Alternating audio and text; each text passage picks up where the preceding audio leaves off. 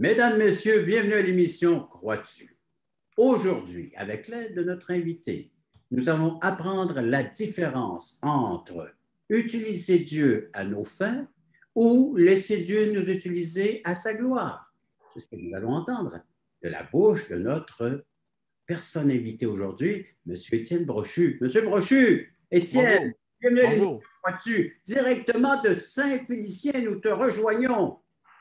Oui, bonjour. Ça fait plaisir d'être là. Tu n'es pas natif du lac Saint-Jean. Non, de la rive sud de Trois-Rivières, au centre du Québec. Le cœur du Québec. Parle-nous-en. Oui, bien, pour moi, mon histoire, elle s'est passée là. Elle s'est passée dans le centre du Québec, à Gentilly, plus précisément, sur la rive sud de Trois-Rivières. Moi, je suis le dernier d'une famille de 5 garçons. Donc, on avait une grande famille, pas de sœurs chez nous. Donc, Juste des gars. juste des gars, oui. Et puis, moi, quand j'étais jeune, j'étais ce qu'on peut appeler un bon garçon. Surtout des fois si je me compare avec mes frères. Mais un bon garçon parce que j'étais quelqu'un qui aimait plaire, j'étais quelqu'un qui aimait obéir, puis faire la bonne chose. Et puis, j'ai grandi dans une famille. Docile. Le Oui, petit excuse. garçon docile. Oui, si on peut dire ça, le petit garçon docile, c'était pas moi. J'aimais pas faire le trouble.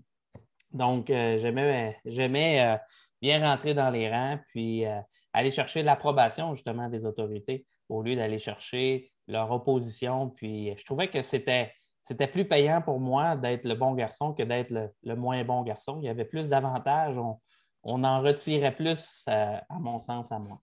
Et puis, moi, j'ai grandi dans une famille chrétienne. Donc, j'ai côtoyé l'Église. J'ai été à l'Église tous les dimanches depuis d'aussi loin que ce que je me souvienne. Et puis, le dimanche, on avait l'école du dimanche où est-ce qu'on allait apprendre là, les histoires de la Bible et toutes ces choses-là. Ça fait partie de mon enfance. Et puis, ce que je peux dire, c'était en quelque sorte, j'étais un enfant, une personne qui était religieuse. Moi, j'avais la perspective que parce que je croyais en Dieu, parce que j'allais à l'Église, parce que je faisais partie de la bonne équipe, ceux qui se souciaient de Dieu, ceux qui aimaient Dieu, bien, j'étais persuadé que j'avais une longueur d'avance sur les autres, que j'étais meilleur que les Que autres. tu pouvais avoir son approbation. Oui, c'est ça. Que j'étais en mesure de par moi-même d'avoir l'approbation de Dieu, d'aller chercher sa bénédiction, que j'étais en règle avec lui. De par le fait que je m'appliquais à faire la bonne chose et puis à mes yeux, à moi, je réussissais. À mes yeux, à moi, j'étais vraiment un bon garçon, mais la, la chose, c'est que j'étais un bon garçon, mais aussi j'en étais fier.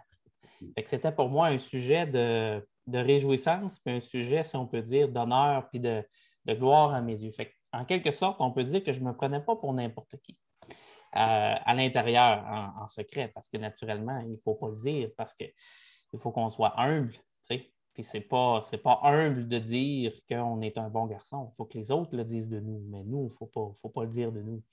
Fait que, tu sais, j'ai grandi un peu dans cette perspective-là, cette attitude-là, où est-ce que je m'appliquais à faire la bonne chose.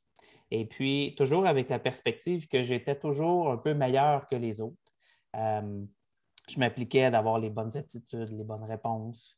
Et je me suis rendu compte à travers le temps qu'en quelque sorte, j'utilisais Dieu, j'utilisais la religion, le dévouement, afin de combler un besoin profond dans mon cœur. Comme beaucoup de personnes vont utiliser autre chose pour combler leurs besoins, comme le sport, le travail, ou peu importe ce qu'on peut mettre là, ça dépend de chaque Est-ce qu'on peut individu. dire que tu utilisais Dieu pour tes propres intérêts, à tes fins personnelles? Ben oui, parce que je me servais de ma performance dans ce milieu-là pour aller chercher pour aller chercher de l'approbation, pour aller chercher l'admiration, l'approbation des personnes plus vieilles que moi. Et puis, dans le fond, ce que j'essayais de construire, c'était mon image. Ce que j'essayais de préserver, c'était mon image. Oui. je n'étais pas là pour Dieu. J'étais pas là, j'utilisais Dieu pour mon propre intérêt. Quand je regarde en arrière dans mon enfance, je peux voir que profondément, ma motivation, c'était ça. La raison pour laquelle j'étais si discipliné, autant dans les choses de Dieu que dans les autres choses de la vie, ben, c'était vraiment ça, moi, ma motivation, à ma discipline puis à ma performance. Alors, bien, mon cher Étienne, c'est toute une histoire que tu nous racontes, que tu nous partages. Les personnes peuvent se voir dans cette façon de pratiquer notre foi, de pratiquer une relation avec Dieu pour en tirer profit, pour que nous, on soit mis sur la sellette. Alors, devant les spots. Vous savez, c'est payant à être le bon garçon. Parce que tu vas chercher vraiment l'admiration, tu vas vraiment chercher quelque chose pour toi dans ça. Et puis, ça l'amène toutes sortes de bonnes choses dans ta vie. Ça l'amène des amis, ça l'amène la confiance, ça l'amène toutes sortes de choses qu'on recherche. Et moi, j'avais vraiment détecté, si on peut dire, ce truc-là tôt dans ma vie. Et puis, je m'y étais appliqué très rapidement dans ma vie. Puis, j'étais rendu, à mes yeux, en tout cas, j'étais rendu très bon dans tout ce système-là. C'est très acceptable devant tes semblables, devant les êtres humains, devant les hommes, mais est-ce acceptable devant Dieu? Après la pause, c'est ce que nous allons voir, mon cher Étienne.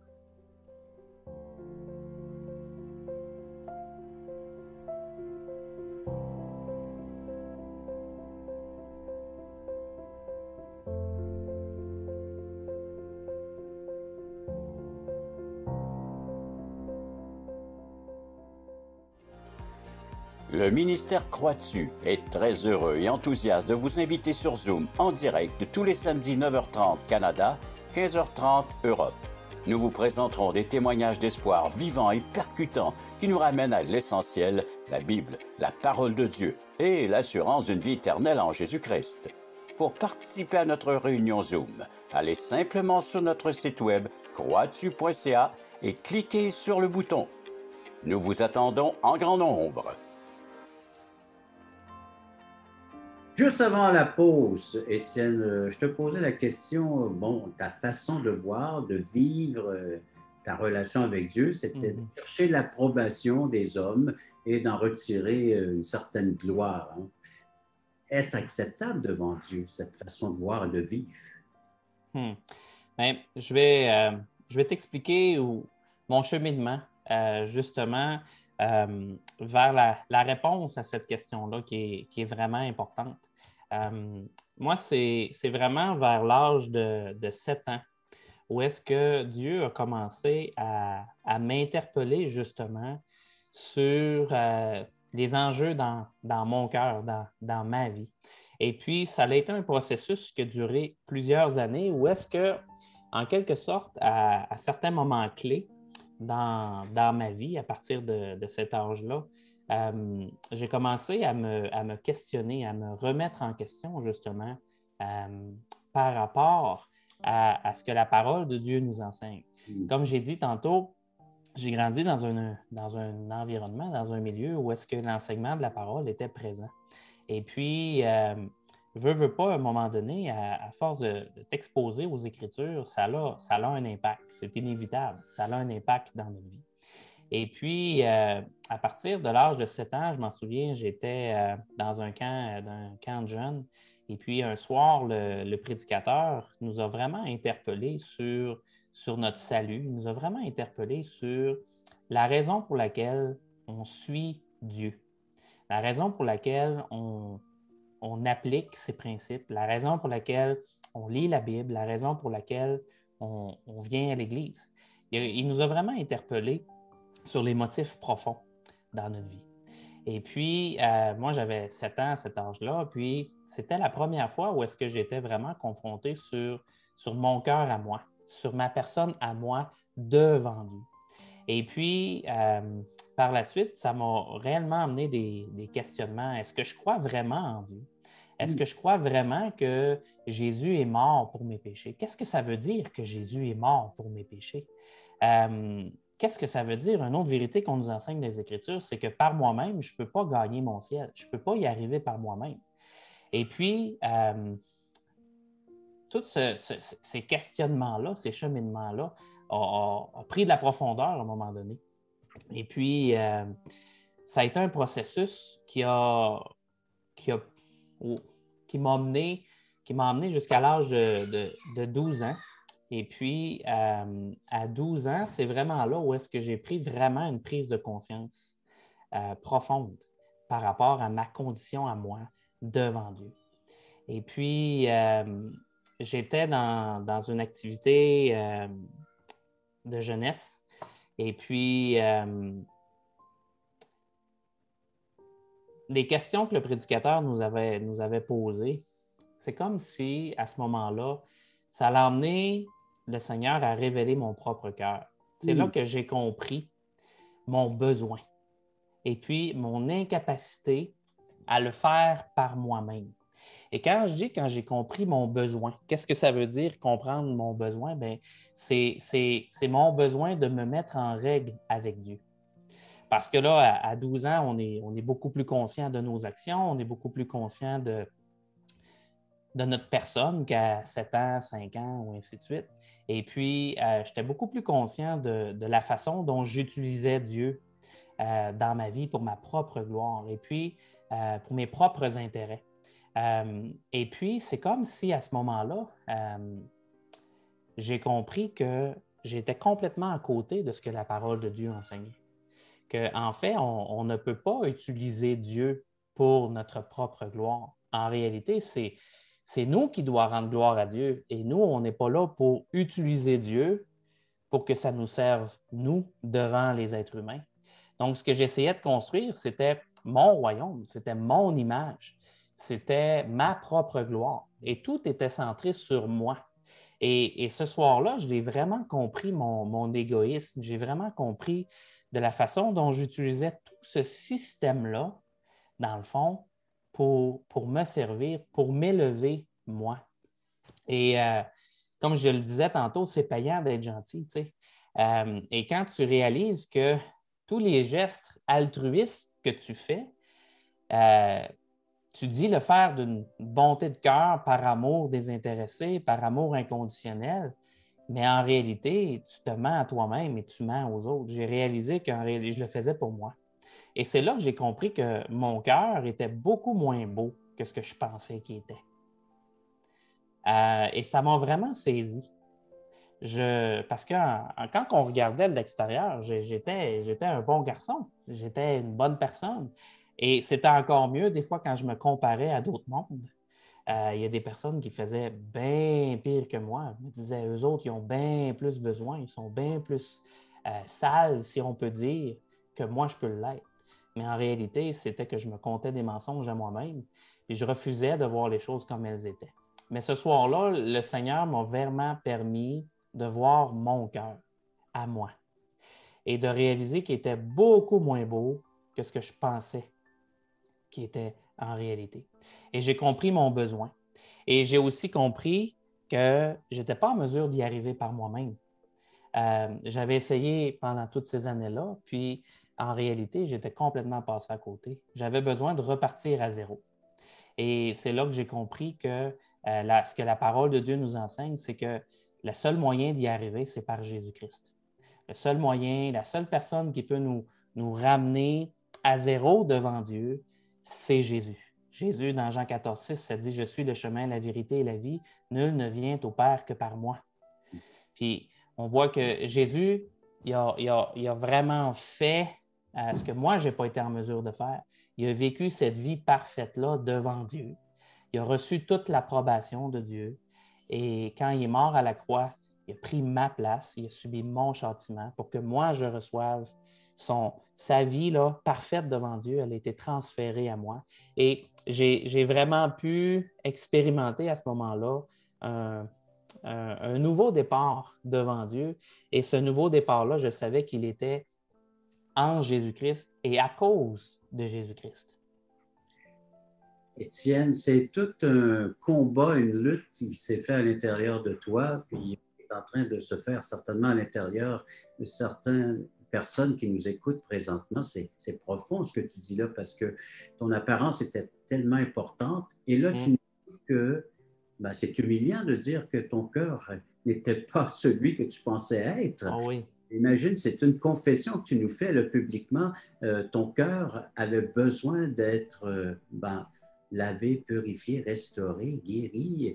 Et c'est le Seigneur Jésus-Christ qui rentre dans une vie. Après la pause, j'aimerais que tu nous parles justement le fruit que tu as vécu de ce combat, de cette lutte, de cette victoire que le Seigneur a remportée sur ta vie et le fruit qui en sort maintenant, qui est le produit de son œuvre après la pause.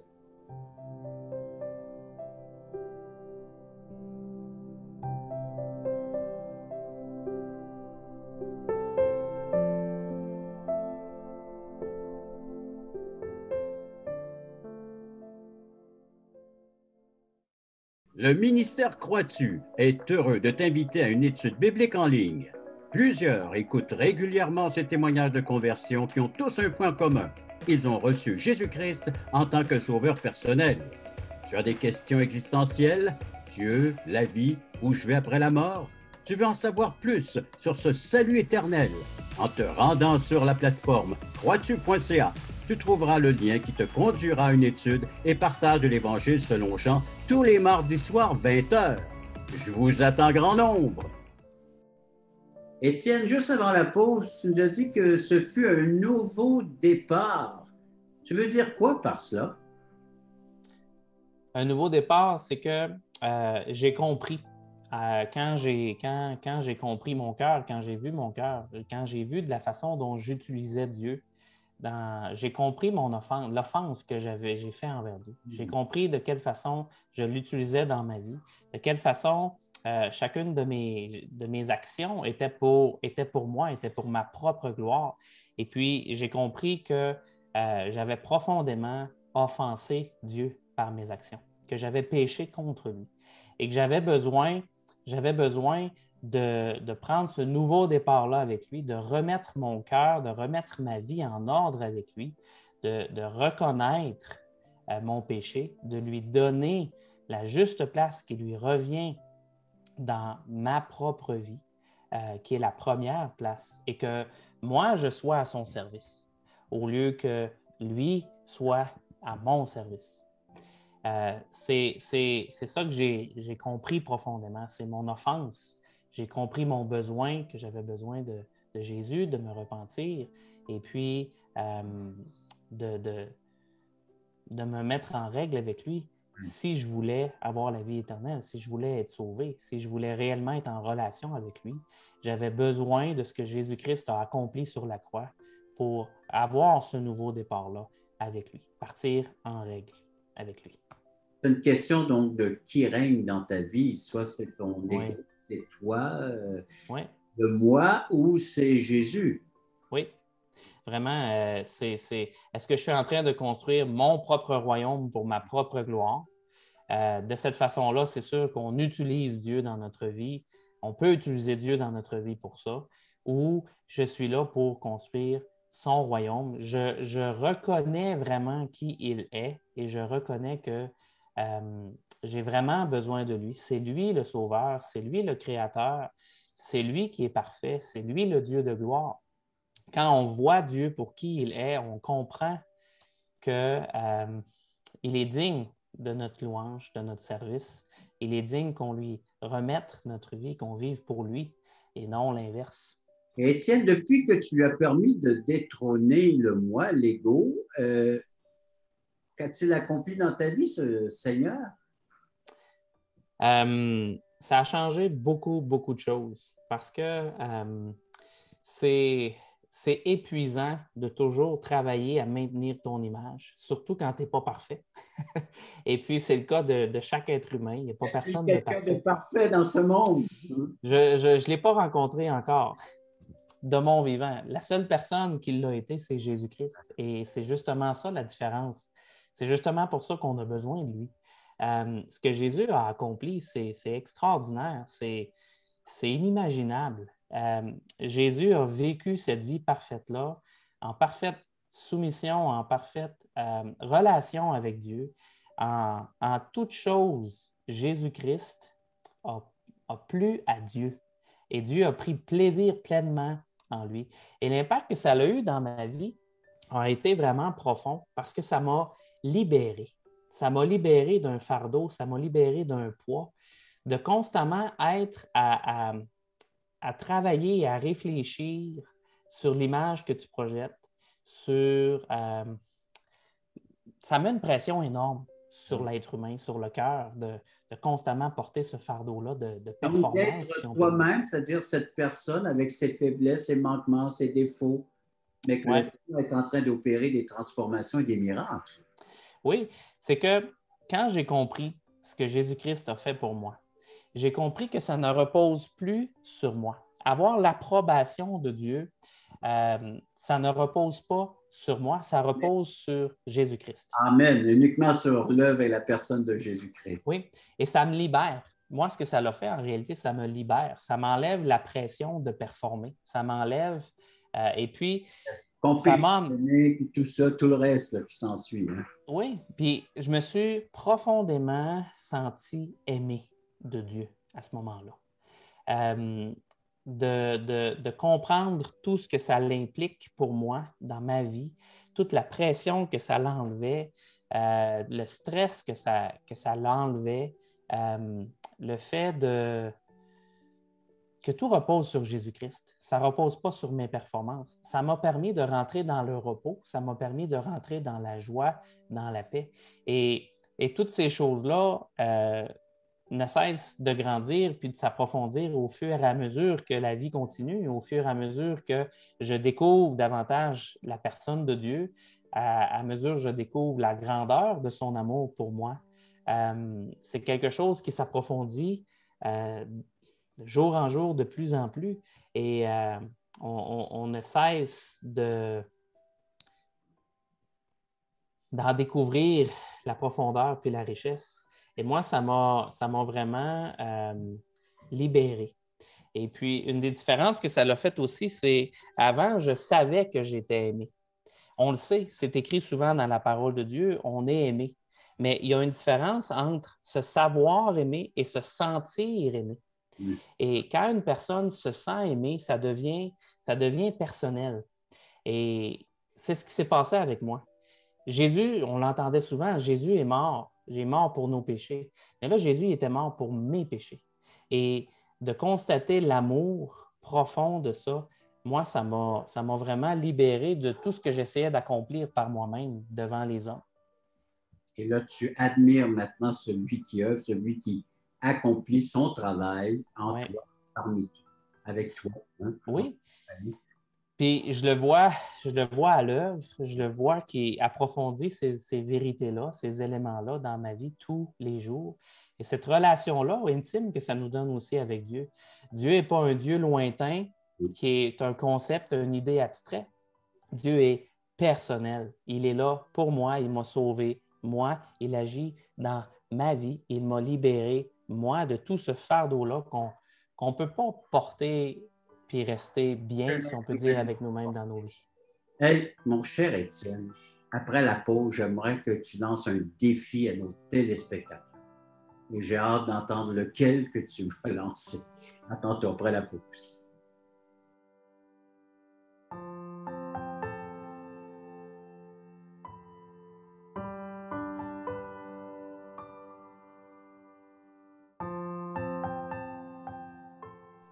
Étienne, si je résume en quelques mots ton témoignage, soit que notre vie soit vécue pour nous, pour nous-mêmes, ou soit qu'elle soit vécue pour Dieu, pour notre Seigneur. Alors, est-ce bien un bon résumé là, de ce que tu nous as manifesté dans ton témoignage aujourd'hui? Oui, effectivement. Et puis, en lien avec ça, justement, le défi que j'aimerais lancer aux gens, j'aimerais l'ouvrir en citant un passage des Écritures dans Matthieu 16, 25, qui nous dit « Car celui qui est préoccupé de sauver sa vie la perdra, mais celui qui perdra sa vie à cause de moi la retrouvera. » Et c'est là que moi, je me situais, j'essayais de garder le contrôle sur ma vie. J'essayais de la vivre pour moi-même, pour avoir une belle vie, pour être heureux et ainsi de suite. Et ce que le Seigneur m'a montré, c'était que si je continuais sur cette voie-là, j'allais la perdre parce que par moi-même, je n'étais pas en mesure d'y arriver en gardant toutes les choses ensemble et en ne péchant pas contre lui non plus à travers tout ça. Et puis, j'allais la perdre en bout de ligne. Mais il m'a fait réaliser qu'à travers Jésus-Christ, si je lui remettais ma vie et que je lui donnais la première place dans ma vie, bien, c'est là que j'allais l'avoir. Et non seulement la vie ici sur la terre, mais la vie éternelle avec lui pour l'éternité dans sa présence. Et le défi que j'aimerais lancer aux gens, c'est de sonder vos cœurs, de justement aller devant Dieu et prenez le temps de réellement regarder où est-ce que vous en êtes dans votre propre vie, de faire le point et de regarder à Jésus-Christ, de regarder qu'est-ce que lui veut pour vous, la vie qu'il veut vous donner. Le Seigneur nous dit qu'il veut nous donner la vie en abondance. Et je veux vous encourager, je voudrais vous lancer le défi de faire cet exercice-là, de faire le point et puis d'aller devant Dieu et de considérer justement d'accueillir l'œuvre de Jésus-Christ dans votre vie, de reconnaître votre besoin de Dieu et puis de l'inviter à faire partie de votre vie. Comme tu l'as fait toi-même et comme tu nous as démontré, et les textes de la parole de Dieu le déclarent, une seule vie qui a une qualité exceptionnelle, c'est la vie de Jésus-Christ. Oui. Cette vie nous la donne.